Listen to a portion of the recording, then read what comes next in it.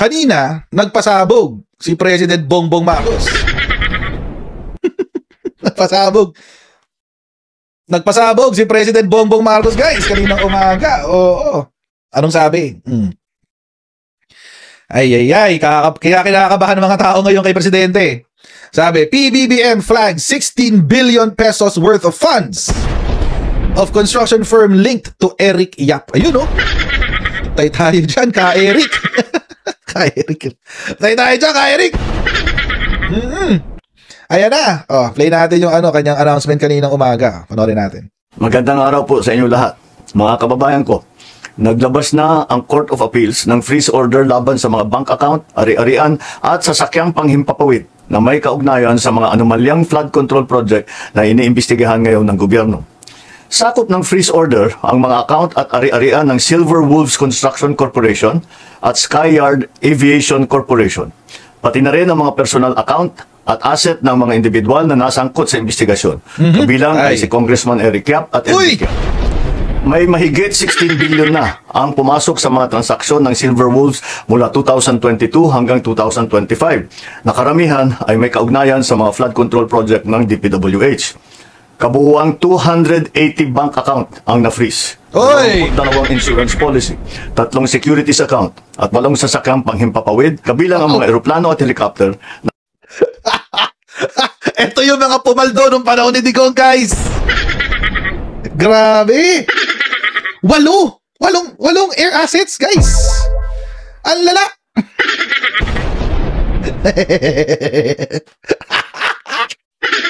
May hustisya na, guys. May hustisya na. Tuloy natin. Na konektado sa Skyyard Aviation. Kailangan natin ang mga freeze order na ito para hindi maibenta ang mga ari-arian at para maibalik natin sa ating mga kababayan ang bawat pisong pinaghihinalaang ninakaw. Meron din 8 taga-DPWH sa Davao Occidental na nagpadala na ng sulat na sila ay magsusurrender sa NBI dahil sa hinaharap nilang mga kaso. Inaasahan na rin nating lalabas ang warrant of arrest na ni Sara Diskaya itong linggong ito at hindi na rin magtatagal ang pag-aresto sa kanya. Magpapatuloy ang investigasyon, magpapatuloy ang pagpapanagot at titiyakin ng pamahalaan na ang pera ng bayan ay maibabalik sa taong bayan. Maraming salamat po. Mr. President, masyado kang nagpapabibo, Mr. President. Ano ba yan? kaya nagagalit mga politiko dito kayo kay TVP. Mr. President, wag ka masyadong bibo, Mr. President. De, joke lang. Tuloy mo yan. Love you, Mr. Prez.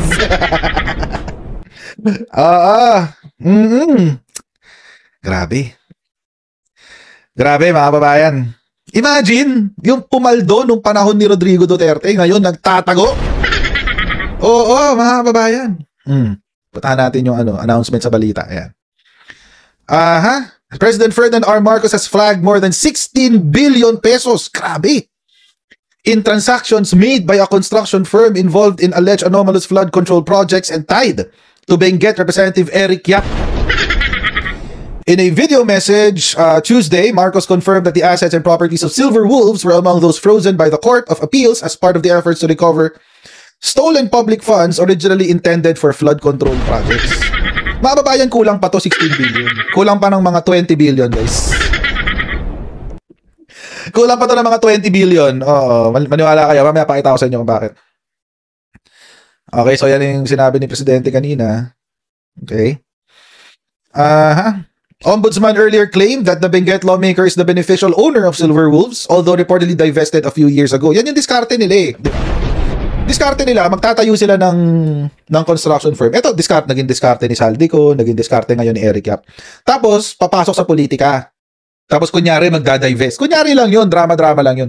Maglalagay na presidente, na bagong presidente, pero dummy. Dummy siya. Tapos, ang mangyayari, lahat ng desisyon ng ni Eric Yap or ni Saldico, yun ang magiging direksyon ng kanilang construction firm. Oo. Yun ang magiging decision din ng kanilang construction firm. Kaya nga dito sa Pilipinas, lalo yung mga maliliit na construction firm, hindi ako naniniwala na na nag-divest sila. Kung yung malalaki, halimbawa, Kevin Tan, nag-divest siya, pumasok siya sa politika, most probably yun, legit yun na nag-divest talaga siya. Kasi malaki na yung korporasyon niya, o kaya sino ba to? Saavedra, Edgar Saavedra, yan, ng Mega Wide. Or Isidro Consunji, yung anak, kasi patay na yata yung tatay eh. God rest his soul. Patay na yata eh. Yun, pag yun, mga nag-divest, tapos bigla pumasok sa politika, maniniwala ako. Kasi mga bilyonaryo na yun eh. Pero itong mga maliliit, tulad ng Sara Diskaya, Saldico, tapos itong tawag dito, si Eric Yap, yung mga maliliit lang, mga small time lang. It's obvious na sila, ginagamit lang nila yung posisyon nila to gain advantage sa mga government projects. Kasi yung mga malalaki, tulad nga nun, si Megawide, DMCI, Megaworld, etc. etc. Whether or not pumasok sila sa negosyo, sa politika, makakakuha sila ng negosyo. Makakapag-construction pa rin sila. Hindi nila kailangan ng gobyerno. Eto mga maliliit, syempre kailangan nila makipag-bid. Kailangan nila bakbakan, di ba? Ano ba yung huli? Oo. Kasi mga babayan, itong si Eric Yap, 2020 pa lang, bistado na to. Bistado na to, 2020 pa lang. Oo. Ayan December 29, 2020. Inaayos ang bidding. Duterte tags Pulong's BFF Eric Yap in corruption. Ayun. Sabi ni Rodrigo Duterte. Wait, lakihan natin. Para nababasa ng lahat. Ayan. Nasabi. Lakihan ulit natin sa pa. Yun.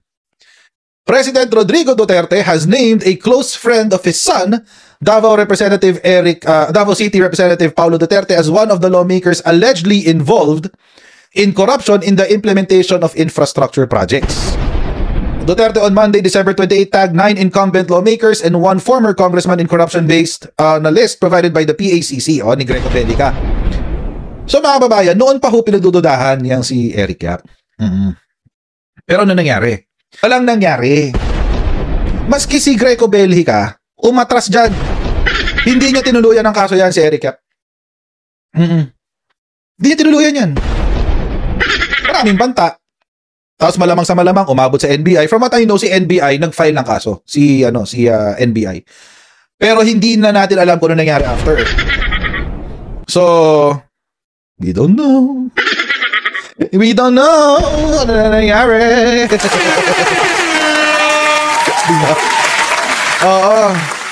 Hindi na ito first time nangyari ha. Meron pang isang sinabi si Rodrigo Duterte. December 29. ACT-CIS Eric Yap is master manipulator of DPWH bidding. So nagkaroon na pala ng kaso. Alam niyo na pala na minamanipula niya ang bidding pero walang ginawa ang Duterte administration. Walang ginawa ang Duterte administration, guys. So, ayun. Alam na pala eh. Noon pa pala may bid rigging sa DPWH. Anong ginawa ni Rodrigo Duterte? Di wala. Di ba? Di wala. Ganun. Wala eh. Wala siyang ginawa. Yan, si Eric Yap po. Reading from a document, Eric Yap, exerting influence in choosing his district engineer to be able to control the awarding of projects in the district assigned to him. Ano nangyari? Wala. Ito po, si Eric Yap, mga kababayan, siya po ay naging Appropriations Committee Chairman noong panahon ni Rodrigo Duterte. In fact, siya nga mismo nagsabi, hindi niya in-expect na magiging Appropriations Chairman siya. Hindi ko in-expect to. Blah, blah, blah. Oo, hindi ko talaga in-expect. Well, kung ikaw na ang best friend ni Pulong Duterte, malamang sa malamang. Oo, magpa-power play si Pulong Duterte dyan. Power play to eh. Diba?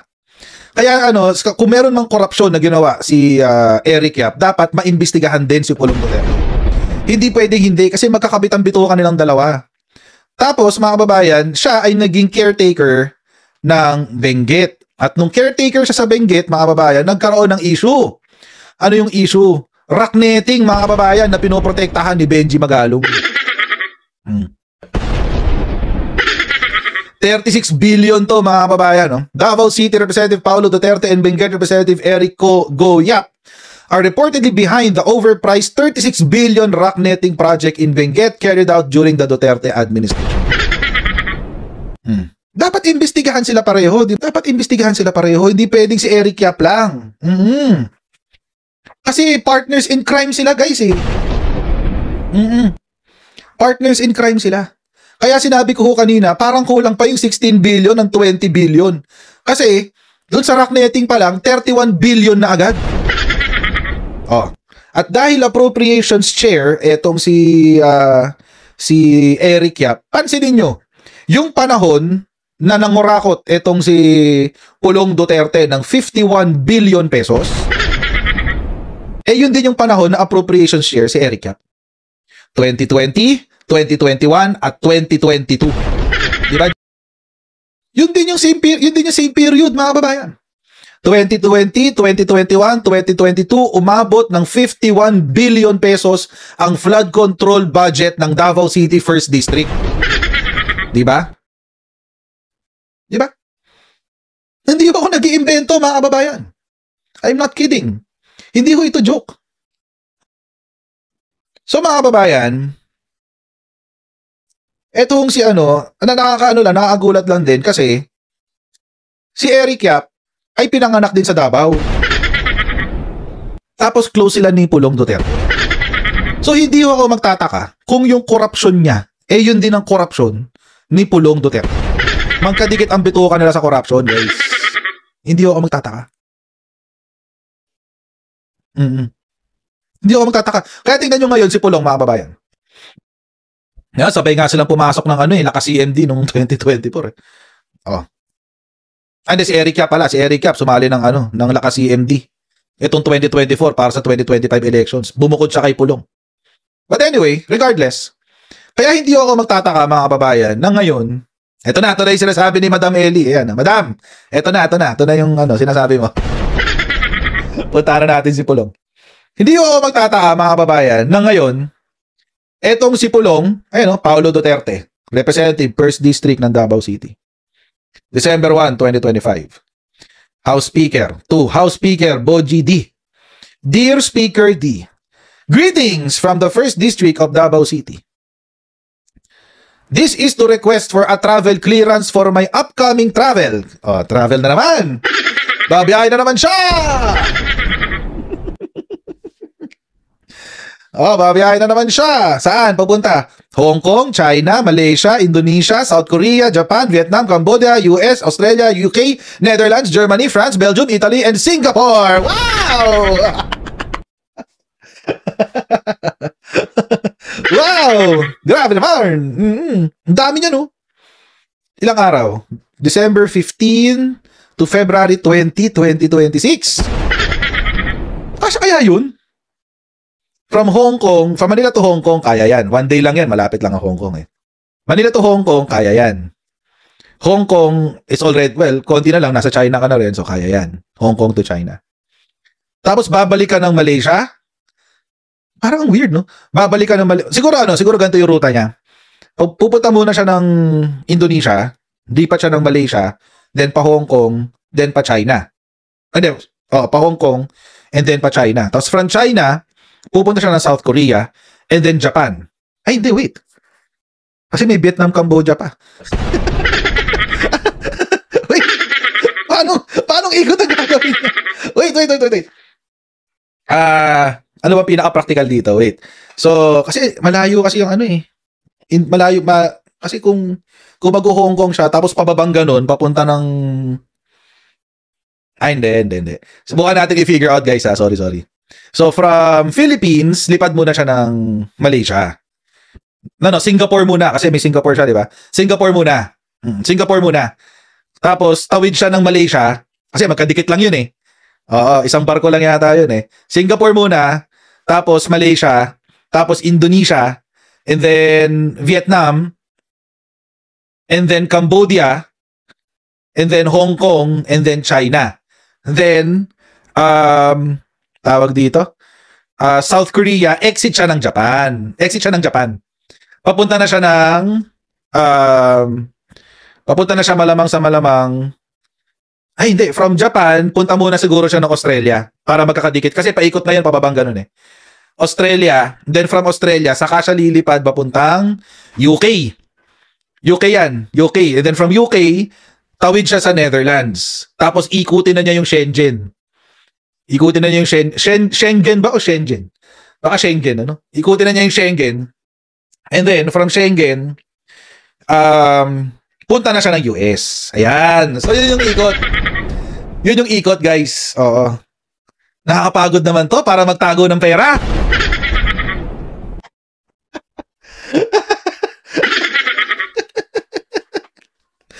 Nakakapagod naman to para lang magtago ng pera. Pulong. Oo. Grabe. Amazing Race. Gusto ko to. Ako si Manat May. Amazing Race ito. Oo, parang Amazing Race. Tapos 2 months. Grabe. Tuloy-tuloy. Oo. Napakarami namang ikot nito para magtago ng pera, Pulong. Oo, ginawa na niya to noon eh. Noong March 2026. Ginawa na niya to noon. Pero mga babayan, nung una, napansin niyo March 2026. Ano na ba nangyari nito? Wait, kailan ba nangyari yung harassment niya? Wait, kailan ba yung kinasuhan siya ng physical injuries? May 2. May 2. Oo, May 2 yung kaso sa kanya. So inunahan niya mga kababayan. Inunahan niya ng pagtatago yung kaso. Kasi naalala ko, nung si Pulong ay nag-respond, nung nag-respond siya mga kababayan, nasa na siya eh, nasa Hague na siya eh. So baka natunugan niya, nakakasuhan na siya ng physical injuries. Nagtago muna siya sa nag-world tour muna siya. Yan. So ito yung first time. Tapos ngayon, dahil kinasuhan na yung kanyang best friend na si Eric Yap, baka natunugan din niya, nag-request na siya for the second time. It's just one of two things, mga kababayan. Either magbabakasyon lang siya, or magtatago siya. Ay, tatlo pala. Magbabakasyon siya, or magtatago siya as a person, or may itatago siya na property. Ay, ang hula ko is the last. Magtatago siya ng property. Pag sinabi kong property, I'm referring to money, personal property. So, kaya ganito rin yung ikot niya.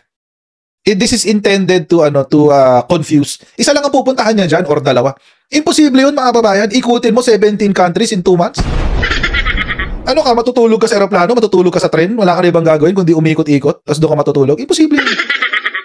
Sabi niya, sana yung mga DD shit magising na, lalo na yung mga taga Davao. Totoo naman. Agree ako dyan. Sana magising na sila. Oo. Kasi winawalang nga kayo ng sarili niyong congressman. Diba?